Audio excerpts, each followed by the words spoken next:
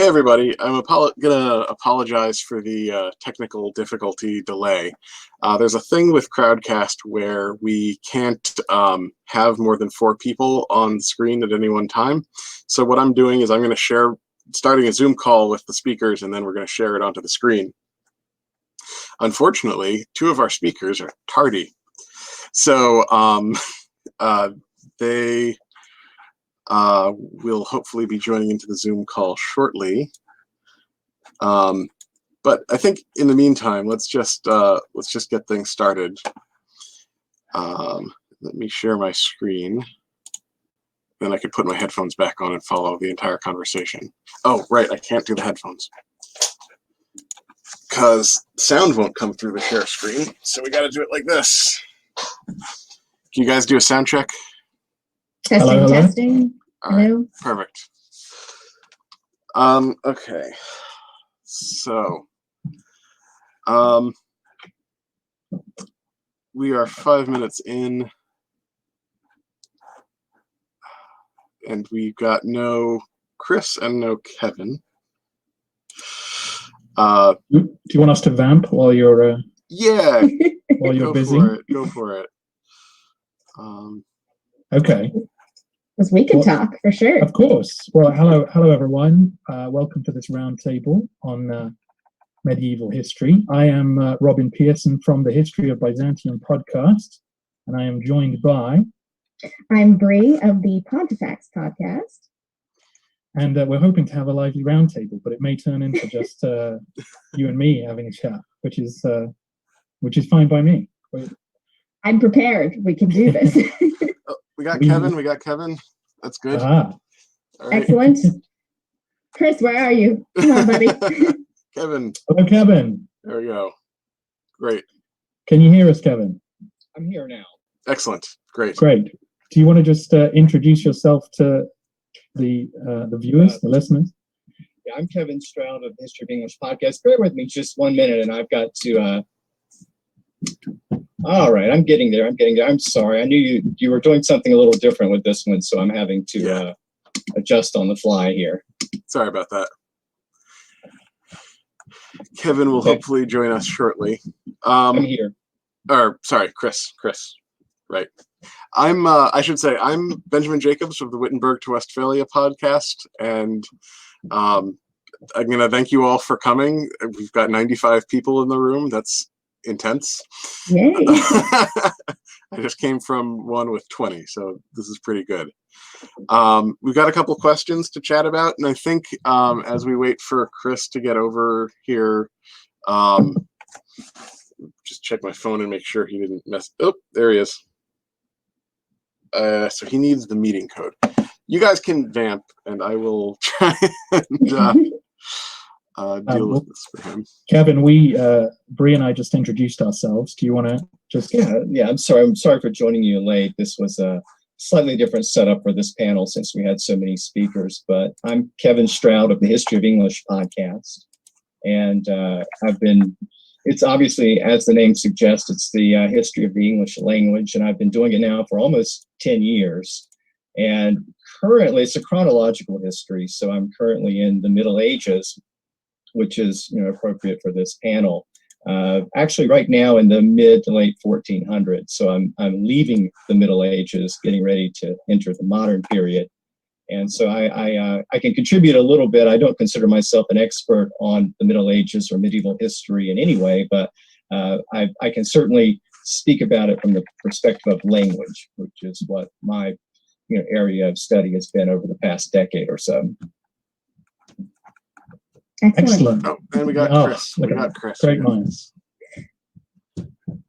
Actually, our podcast is currently just in the beginning of the Middle Ages as we go through the popes chronologically. So we're currently in about the 6th and 7th century, and we're dealing with a lot of interesting developments in the church. So this definitely plays into this discussion about medieval history and how medieval history is hidden by certain forces of nature. And we have Chris in the Death Star. Hello. Here we go. Oh. Chris, introduce yourself and talk about your show for a minute while I find my questions. Okay, sorry for the delay, everybody. Yeah, I somehow lost the meeting code. Anyway, I'm here now. My name's Chris Stewart. I host the History of China podcast, which covers the chronological history of China. It's kind of all in the name. We're currently in the late 14th century, at the end of the Yuan dynasty, as it gets its butt kicked by the Ming. So that's me. And then I should just say for my show, even though my show is Wittenberg to Westphalia, which should be about the early modern period, I feel that context is important. And so I've spent 5 years and 64 episodes talking about the Middle Ages. So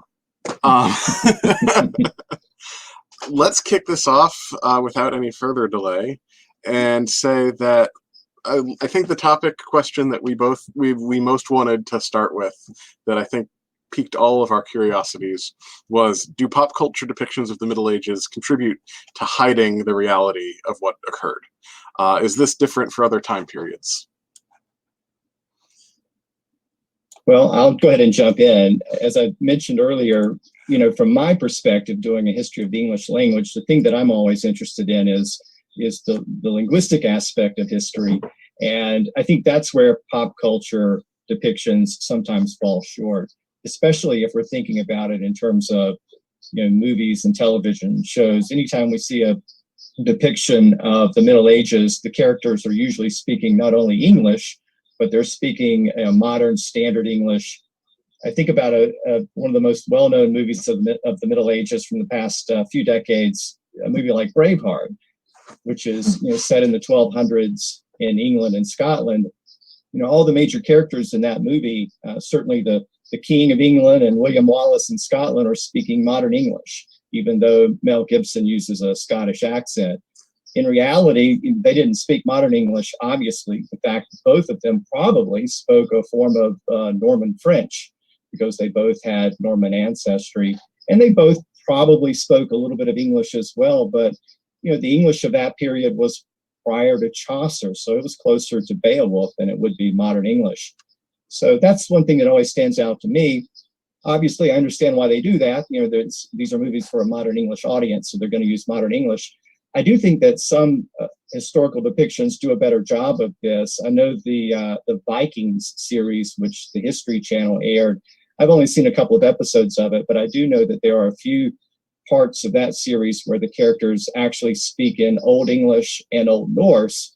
I think it's subtitled, which it would have to be for you to understand it, but at least they're conveying the idea that, hey, back then people didn't speak the way they speak today.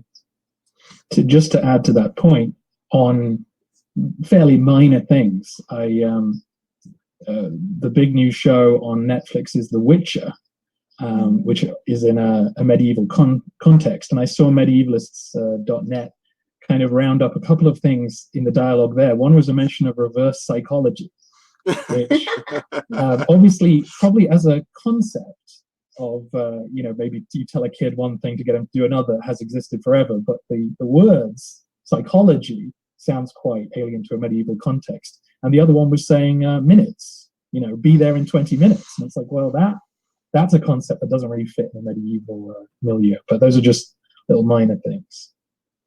And I think that this is a symptom of a larger thing, which is that more than any other time period, the idea of medieval has become an aesthetic. And that aesthetic is no longer really beholden to the time period in which it was inspired. And so we see that aesthetic being applied over a very large time period. So we have a lot of blending of ideas to the point where the word medieval itself has become somewhat osmosis. So you can take and pick and choose what you like out of it to get your tone, to fit your genre, and to apply that however you like, to the point where it's so flexible that it almost doesn't mean anything anymore besides what something looks like. Hold on one sec. Ryan said that things... Okay, good. We're good. Never mind. I just want to follow up on that. The whole idea of the medieval aesthetic thing is really fascinating, because so much of that aesthetic is wrong. Yeah. And that's what bugs me. So much of that is actually from the early modern period. Absolutely. From the knights in shining armor to the gratuitous Which is- torture stuff is like, for most of the Middle Ages, the way people actually would have dressed would be more like the Bayeux Tapestry with the big kite shields and like the full length, chainmail shirts and everything, or nightgowns, I guess you might call it. And actually, that's my soundproofing over there. Just the term the Middle Ages itself, because depending on how you define that term, and not everybody defines it the same way, you're covering almost a 1,000 years of history potentially. Mhm. Yeah. So it's very difficult to lump that much history into one category and describe it as one thing. And then, of course, there's the whole fact that it's the European Middle Ages, but everyone seems to edit that part out. And hey, Chris, you might have some thoughts about that. Oh yeah. Oh, yeah. Well, I knew I was going to be the odd man out in this conversation going in, so definitely. Well, no, it's I agree with everything that all three of you have said so far, and it kind of all applies to China in spades as well. Linguistically, you go see a Chinese movie. If it hasn't been dubbed into English, then they're speaking modern Mandarin, which linguistically makes absolutely no sense for any movie set in anything beyond about the last 100 years or so. At least nowadays, they're starting to do some things where if it's at least set in South China, they will put it into Cantonese and not dub it over in Mandarin. So that's kind of nice. That's interesting. In terms of the sort of blanket application of everything, of the aesthetic quality of it, in terms of movies made about the East in general or China in particular, it really does, when it's translated over into the West, it is just a mishmash of any and everything. All of the different concepts just get mashed together. My favorite thing is Mulan. I haven't seen the new version yet, but the Disney movie that came out, I mean, you could hold a gun to my head. I couldn't tell you what dynasty that was trying to be from. It doesn't know where it is. Yeah. Because it doesn't matter to a Western audience. Yeah. We had the way I've been filling my time in the pandemic is that it turns out, do you guys remember the movie Dragonheart? Vaguely. It was a glorious disaster of a movie, and they've made 5 of them. Really? They did. The second sequel, one is just even more comically tragic than the rest, and so there's like this story, this quality arc where it goes way down, and then the last 2 are at least competent. But the direct sequel to Dragonheart involved a Chinese monk and a Chinese kung fu princess coming to Anglo-Saxon England to find a dragon egg. Yeah. Actually, you brought up Vikings. I think, Kevin, you brought up Vikings, right? In one of the later seasons, there's some random Chinese princess that shows up, and I just about had a brain aneurysm. It's not that travel between the East and the West didn't happen, but it's just like... And I bet she spoke modern English as well. Yes, of course. Yeah, exactly. Fluent. This noble woman from China arrives alone and speaks Norse or something. Whatever it's supposed to be. Well, can we talk a little bit about Game of Thrones, which I think for a lot of people now is will be their touchstone of what the Middle Ages looked like. Absolutely, go for it. And that's so that aesthetic point, right? Yes. 'Cause it's, Right. Yeah. Oh yeah.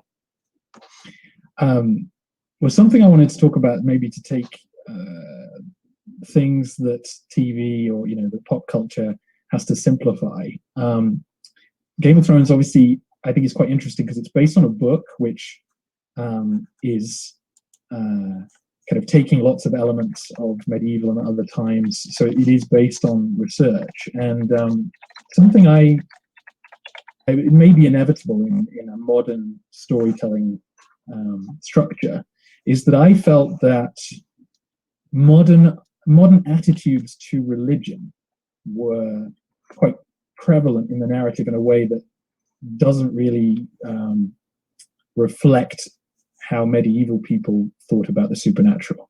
I'll try to be brief. So obviously there are some ideas that I like very much. The Ironborn, who live on islands and are kind of a naval civilization, their god is the drowned god, and the Dothraki, who are steppe riders, have their deity is the great stallion. So yes, you have this idea that religion has a cultural construction to it, which I like. But in the TV show, I'm not speaking for the books. I'd say I think I counted about 8 or 9 characters who, by the end of the show, their attitude to me has a world-weary atheism to it. Sort of, I've seen too much to believe what the common people believe. Like Daenerys, I think, says that when she meets Jon Snow, she says, I have faith in myself, not in any gods, not in any myths or legends, just in myself. And I thought that to me feels like a very modern thing to say, to talk about kind of self-reliance, self-determination, and to distance yourself from the supernatural. And I don't know if that's inevitable when we write about medieval characters, that we want to put words in their mouth that the reader will relate to today. But I just thought that was interesting. That was the thing when I thought about Game of Thrones that came across the most unlike the people in the History of Byzantium. I don't know what you guys think about that. That touches on. Oh, go ahead. Oh, okay. That touches on something I really wanted to talk about as well, as far as pop culture hiding a lot of medieval history. There is a predominant pop culture bias of this idea of the blind age of faith, if you will, which is by no means new, because this already starts right in the Enlightenment period, and we have Gibbon, who believes that Christianity is responsible for the fall of the Roman Empire. So I think it becomes a very modern viewpoint to dismiss any time or place where the church or any type of religion was a major influence as regressive and suppressive and against any type of development or science. And to some point, that is true, because the church was very aggressive in suppressing certain ideas, but it's also a very blanket approach to the Middle Ages, which is not accurate when we look at a lot of areas of the medieval church being one of the greatest patrons of art and culture and learning. That just gets completely dismissed by this popular idea that if religion is in charge, progress isn't happening. Yeah. I mean, the whole Renaissance, which I was just talking about in the previous panel, I mean, almost we hold up humanism now as this like post-religion thing, but most of what happened in the Renaissance came directly from a religious context, or people who had deeply held religious convictions. Mm-hmm. And so much in my show, a lot of what I've tried to bring out is the way that medieval culture was this blending of Roman and Christian values within a Germanic context, and then the collapse of civilization and stuff like that, and all these weird economic factors like huge, totally hidden European slave trade that was going to Byzantium. But it's really hard to put your mind back to a time where all this stuff was blended together. That philosophers were scientists, were theologians, and it's the same person, and they don't see a conflict. Separating that stuff out came later. Mm-hmm. We've got a really interesting question in the chat or in the question and answer box, which you should all be using, that we are about at the time where we'd want to go over to Q&A. If we want to come back to Game of Thrones or anything like that, maybe we can bring that into our responses to these questions. But to what extent is the concept of medieval relevant outside the European context? The periodization question, I guess.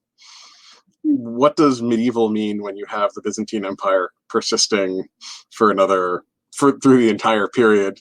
What does medieval mean when Rome fell on this side of the Eurasian landmass and then China is happening over here?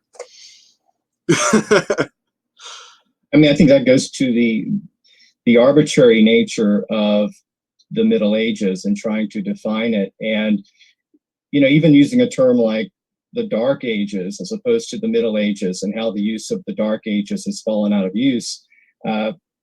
I sometimes like to use it, but it does refer to a period of time in which there aren't as many recorded sources. So it is like dimming the lights a little bit in terms of recorded history, but still we're looking at it through the European perspective, how things develop in Europe. And that's been one of the really enlightening things for me doing a podcast about the history of English is I like to explore, other civilizations that contributed to not only the English language, but Western culture. So I'm constantly looking at developments that take place in ancient China that filter through, or the Middle East. And it is important to keep in mind that the developments, while there are some parallels, it's a very different history. And it's amazing how many, innovations we have in Western Europe that were actually invented in other parts of the world earlier. I recently did an episode about the printing press, and everyone in the West always attributes it to Johannes Gutenberg. Of course, they conveniently overlooked the fact that it had been invented in China many centuries earlier. And so we always have to keep in mind that the Middle Ages, I think, at least from my perspective, is really more of a European concept that doesn't necessarily apply beyond Western Europe. Yeah, just to even piggyback on that a little bit, the one of the big takeaways that I think most high school students take from the idea of the Middle Ages is the idea of feudalism, which, even though that is a sort of a problematic terminology in itself that we don't really use anymore, that's still, I think, what a lot of people come away with is that was definitely part of the Middle Ages, right? But in China, for instance, feudalism happened, but it happened about 1200 years before it happened in most of Europe. And then it died out by the end of the Warring States period, and then we're in the imperial period after that. So it's just kind of it is a European thing to call that period of time the Middle Ages, but in that context, at least, it can be useful. I mean, it also kind of reflects a modern sense that what the Roman Empire and classical Greece was in some ways better or higher culture than what came after it. Whereas I doubt people at the time would have necessarily thought that way. And particularly if you take a culture like the culture of the steppes, would they have noticed any difference at all? Because their way of life didn't change technologically. They presumably would have, their memory of history would have been quite different to that. They were still using the same technology in the 1300s that they were using against the Han Chinese and the Romans in the 2nd century. Very little change. I will say that in Western Europe, there was some sort of vague nostalgia of some sort for, what had been before, but it's tough to nail down how that affected like a common person or anything like that, or what people really thought of it. Rome was just sort of a precedent, almost like a legal precedent, or like if you wanted to justify that you were saying something, you'd say, well, Rome did it this way, almost. Or there are these theological debates between the Celtic Church and the Roman Church where, everyone just kind of went, well, Rome, and ultimately it was like, well, Rome, okay. There are all these fancy debates about how you cut your hair and when you date Easter, and it just came down to Rome. Rome sounds important. I think that's a pretty universal human explanatory crutch.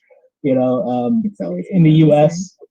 Yeah, it's all done this way. Why are we doing the things that we're doing? Why do we have an electoral college in the U.S.?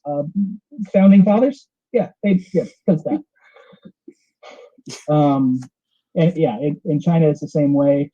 Why are we doing things the way we're doing? Well, we did it before. The Joe did it. We want to be like them, so that's why we're doing it now. Well, no, never mind. Actually, wait. So timing-wise, okay, we're good. So the Zoom call is going to drop in 10 minutes. but that's about right in terms of the timing of this session. So I just want to pause for a moment to thank all of you for participating in advance of the end of the call, and thank everybody who's watching for participating. And now we're going to have 10 more minutes of session. I just wanted to do this right now in case we cut off mid-sentence in 10 minutes. So, but go ahead. Oh, yeah, shall I just throw some things against the wall? I don't know if you guys had prepared little bits. One thing I find particularly obnoxious, it's not a big deal, is portrayal of battle on screen, which often devolves to kind of hand-to-hand fighting with kind of room for acrobatic maneuvers, which completely goes against the idea of massed infantry, where leaving gaps is, you know, exactly what you don't want to do. One example that I thought was good of this was when we got clearly computer-generated shot in Game of Thrones of Ramsay Bolton's army destroying Stannis Baratheons. The details are important, but they show from above one side overwhelming the other. And the side that's losing, about 70% of its people turn and run. And I thought, now that is what you never see on screen, and that is what you read in all Byzantine history, is when one side turns and runs, that's when all the killing begins, and that's when you would actually see something cinematic. Up to that point, it would just be two sides locked together with no room for a camera. Yeah. You know, the pikemen of history are very highly trained and heavily armored in order to do one thing, which is poke someone with a pointy stick. There's not a lot of acrobatics involved. Did anyone else have any random bugbears to throw out there? I kind of do, in the sense that going back to that idea of aesthetic and blanket applying a lot of aspects of what we conceive of medieval culture. A lot of that comes down to that a lot of our most pervasive and compelling characters throughout history come from our perceived idea of this medieval aesthetic. So if we're talking about Robin Hood figures or knights or Vikings, they may not be particularly accurate to the time period in which they're presented, but these are characters that people really like to see media created by. Like you can look at any type of medieval film that is a blockbuster, and it's going to hit one of those major archetypes of characters that we're really, really inspired by. Vikings, Robin Hood, again. So I think a lot of that, having those characters that we want to continue to produce media about, make new interpretations of Robin Hood, for goodness sake, that movie that just came out, that's horrendous. We want to place these characters because that's what gets people in the seats watching. So however we manipulate the medieval environment around them doesn't seem to matter. As long as it fits that look, you can put anything and everything in the medieval time period, even people wearing jeans, for goodness sake, and it won't matter because it's a medieval movie, whatever that means. And I should note that in terms of manipulating that narrative, that was actually being done in the Middle Ages as well. I think about the Arthurian legends, which actually began with King Arthur fighting the Saxons, fighting the English. He was the Celtic leader in Wales. And of course, throughout the Middle Ages, the legend of Arthur developed so that by the time we get to the end of the Middle Ages, he's this, great British or English king. And of course, he's always depicted as, surrounded by, all the Middle Ages, the knights in shining armor and all of that, which didn't exist at the time that the supposed story actually took place. But it just shows how the stories get manipulated even in their own era sometimes. Absolutely. So we got a question that follows on with that point really well. So it's Avon said, do you think the anachronisms and mishmash nature of representations of medieval stories is in a meta way quite medieval itself? Stories written in the Middle Ages but set in earlier periods make all the characters talk and dress and act just like a contemporary medieval person, for instance. I'm reminded of the Song of Roland, which was written in like 1200 thereabouts and was set in the Carolingian period. And, of course, they're behaving and all of a sudden the enemies are Muslims instead of Basques and things along those lines. Yeah, I agree, and I just gave what to me is a great example of that in the Arthurian legend. We think of King Arthur and the Knights of the Round Table.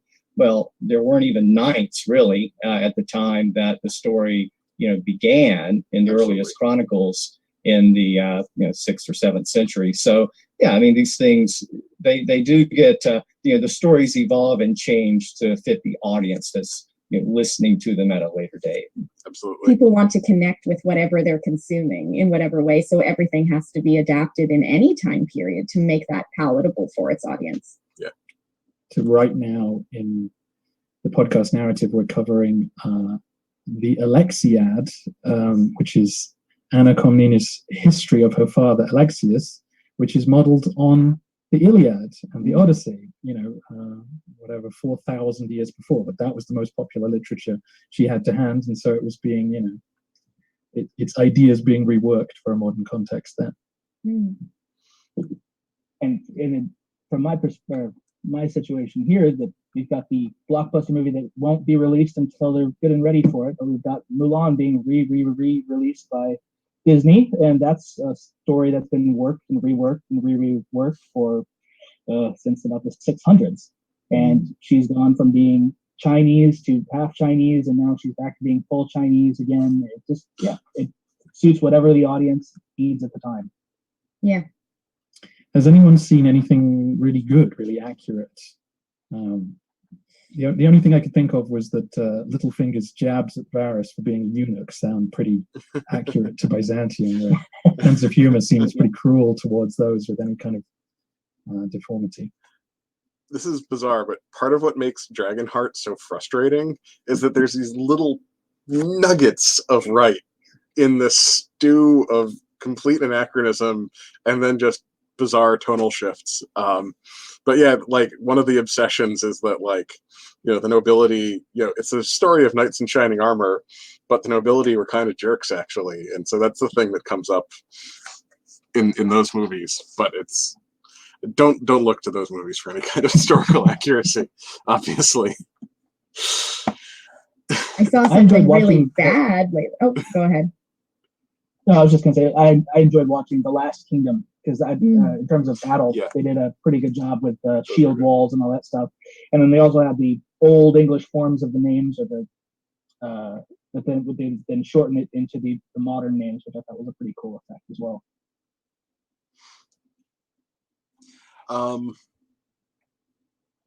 So we've got 2 minutes and 900 questions, and a lot of them are really good. A lot of them we also really already covered.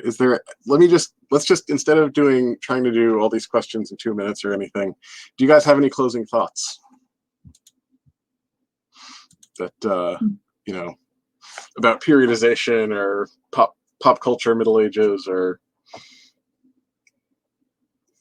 I think that one of the things that I read while doing this research was that in an interview with students of history, a lot of students said that they were completely not confident in their own knowledge about the Middle Ages because of the confusion of how pop culture expresses the period. So I think maybe a good closing thought is, if you're studying the period, be confident in what you're doing and what you're believing in and how you're presenting your information, because the more you put out there, the better it is going to be for everybody. I'd just say it's a fascinating period, because I knew I was going to have to take the story through the Middle Ages, and I wasn't particularly looking forward to it. But I've actually learned a lot in my study and doing the podcast, and I've actually become a fan of the Middle Ages through the process. So the more you read about it and study the real history, I think the more fascinating it really is. Same, yeah. Yeah.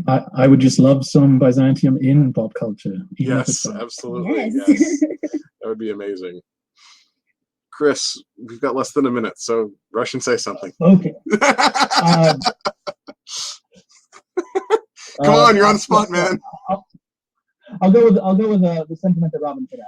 I wish that more East Asian history would seep in. That's a shame. That's a shame. Oh well. But I think we can all agree with Chris that we would like to see a lot more East Asian history and pop culture. I think we can all agree that we'd love to see a lot more Byzantium in pop culture, and we'd like to see more accuracy in general. That is our time. Unfortunately, you've all been a great audience. I'm going to have to, so this has been recorded. I'm going to have to watch it again just to see what you guys were talking about in the chat. I love the energy that you guys brought to this, and it's been great. So thanks so much for coming, and enjoy the rest of your event.